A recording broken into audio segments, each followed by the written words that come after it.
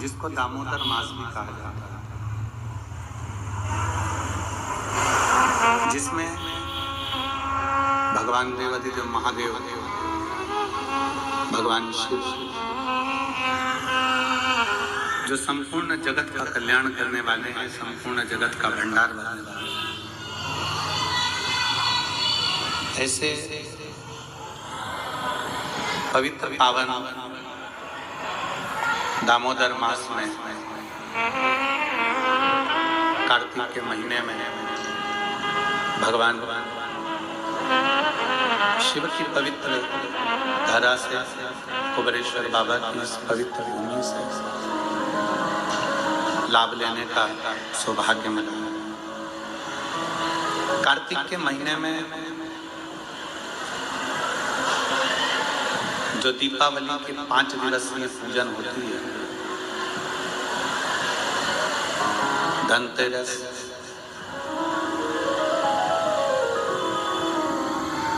नरक चौदस, रूप चौदस, फिर रूप चौदस के बाद में दीपावली, दीपावली के बाद में गोवर्धन पूजन, फिर दूज। इससे 5 दिन तक दीपावली महापर्व को मनाया जाता है। ये तो हो गई मनुष्य की, मानव की दीपावली। इसी कार्तिक के महीने में आपके लिए और हमारे लिए भी दीपावली पर्व आता है, तो देवताओं के लिए भी दीपावली। भगवान स्वयं वेदव्यास जी महाराज ने स्कंद पुराण में, विष्णु पुराण में, कुरम पुराण में, ब्रह्म वैवर्त पुराण में और भी अनेक पुराणों में कार्तिक के महत्व का वर्णन। किस कार्तिक की महत्वता क्या है? दामोदर मास की महत्वता क्या है? ऐसा क्या है इस कार्तिक के महीने में, इस दामोदर मास में, जिसके अंतर्गत भगवान शंकर की आराधना करी जाए, कुबेरेश्वर बाबा की आराधना करी जाए, लक्ष्मी की आराधना करी जाए, श्री हरि नारायण की आराधना करी जाए। भगवान नारायण और लक्ष्मी की आराधना कर हम सब कुछ प्राप्त कर सकते। क्या नहीं आने सकते? जरा विचार करिएगा, कार्तिक महत्तम के अंतर्गत कथा आती है। सत्यभामा जी ने भगवान श्री कृष्ण से पूछ लिया कि मेरा पूर्व जन्म कैसा है और मेरा कौन सा पुण्य ऐसा रहा है, मेरे कौन से पुण्य के कारण यह कल्प वृक्ष मुझे प्राप्त हुआ। ये वृक्ष तो किसी को मिल ही नहीं सकता। जो वृक्ष देवताओं के पास में है, जो वृक्ष देवताओं के पास विराजमान है, देवलोक में विराजमान है, वो कल्प वृक्ष। मेरे सत्यभामा जो मृत्यु लोक पर द्वापर में मेरा जन्म हुआ है, मेरे को ये कल्प वृक्ष कैसे, मुझे ये कैसे प्राप्त हो? स्कंद पुराण का कार्तिक महत्तम वर्णन करता है। स्कंद पुराण का कि कार्तिक महत्तम की कथा में सत्यभामा जी भगवान कृष्ण से कहती हैं कि मेरा पुण्य कौन सा है।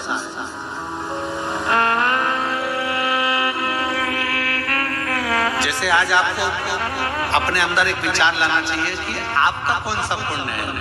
कि कार्तिक का महीना और कुबेर भंडारी की भूमि,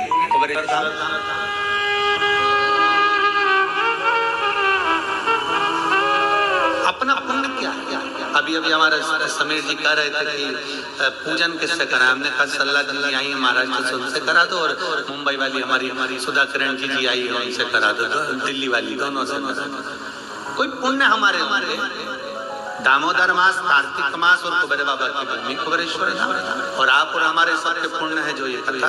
तो सत्यभामा जी पूछ रही है कि ऐसा कौन सा पुण्य है हमारे, कौन सा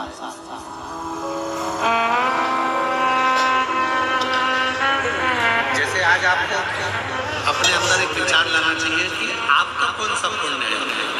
कार्तिक का महीना और कुबेर भंडारी की भूमि कुबेरेश्वर धाम।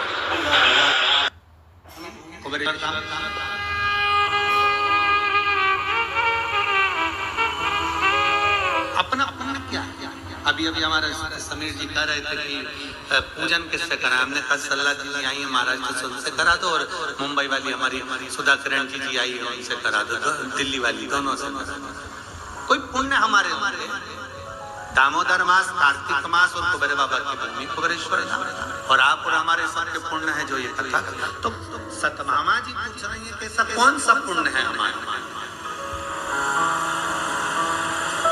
ऐसा कौन सा पुण्य हमने कर दिया जो पुण्य के बल पर आपने ये सुंदर वृक्ष, कल्प वृक्ष हमें प्राप्त हो गया, आप हमें प्राप्त हो गए, हमारा पुण्य कौन सा था? भगवान कृष्ण मुस्कुराए और मुस्कुराकर कार्तिक के महत्तम का वर्णन कर दिया दामोदर मास का, कि सुनो सतभामा जी, तुम्हारे पिता मायापुरी के एक सुंदर आनंद में रहने वाले एक ब्राह्मण परिवार से, जिनका नाम देव शर्मा, जिनका गोत्र देव शर्मा नाम के वो ब्राह्मण, जिनका अंतर गोत्र है। कई समय तक उन्होंने शिव पंचायत की पूजन करी। हमने पहले भी कहा कि शिव पंचायत की पूजन का फल फलित होता है। शिव पंचायत पूजन का बड़ा आनंद आप लोगों के स्मरण में होगा। एक एकादशी होती है वैष्णव एकादशी, एक होती है स्मार्त एकादशी अर्थात वैष्णव एकादशी का मतलब ये होता है कि आप नारायण को मानने वाले हो, आप केवल एक को मानने वाले हैं, तो ये वैष्णव धर्म के अंतर्गत आ गया। स्मार्त की जो एकादशी होती है उसमें आप नारायण को भी भज रहे हो, उसमें आप सूर्य भगवान को भी भज रहे हो, उसमें आप दुर्गा महारानी को भी भज रहे हो, उसमें आप गणेश जी महाराज को भी भज रहे हो, उसमें आप शंकर भगवान को भी भज रहे हो। स्मार्त एकादशी सबके आनंद। हमारे पुष्टि मार्ग कहता है कि किसी भी रूप में एकादशी का व्रत करो, पर करो। हम तो पहले भी कहे बकरी जैसे चरो पर एकादशी करो, कैसे भी हो पर होना चाहिए। चाहे आप वैष्णव के भाव से करो, चाहे स्मार्त के भाव से करो, पर एकादशी का फल अपने को मिलना चाहिए। अब सतभामा जी ने पूछा कि मेरा पुण्य कौन सा ऐसा प्रबल हो गया जिस पुण्य के बल पर मुझे आप मिल गए, सुंदर कल्प वृक्ष मुझे प्राप्त हो गया। कहा आपके पिता एक ब्राह्मण कुल में मायापुरी में रहते थे, देव शर्मा उनका नाम था, और आंतरिक उनका गोत्र था। उनकी अवस्था पूजन करते करते उनकी धर्म पत्नी और उनकी अवस्था निकलती चली गई, अधगड़ी अवस्था, बचपन, जवानी और अधेड़ी और बुढ़ापा। अधेड़ी मतलब एक अवस्था निकलती चली गई। 60 की अवस्था के आनंद में जब आपके पिता पहुंच रहे थे, तब उनके मन में आया कि मेरी कोई औलाद नहीं, मेरी कोई संतान नहीं, और कुछ कृपा।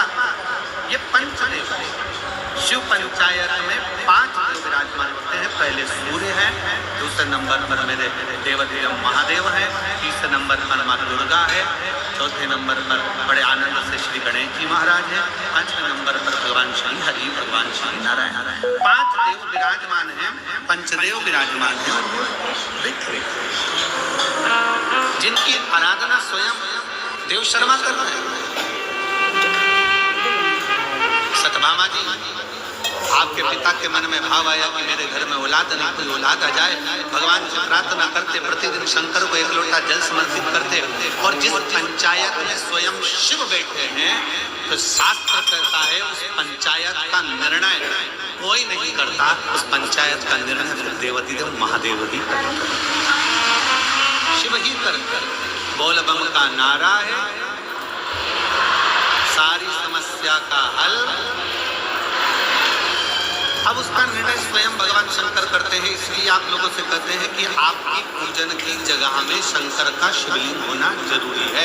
भले आप ठाकुर जी की सेवा करो, राधा रानी की सेवा करो, लक्ष्मी जी की सेवा करो, नारायण की सेवा करो, ब्रह्मा जी की सेवा करो, देवी की सेवा करो, चाहे देवता की सेवा करो, किसी की भी सेवा कर रहे हो, किसी की पूजन कर रहे हो, उसमें शंकर का होना जरूरी।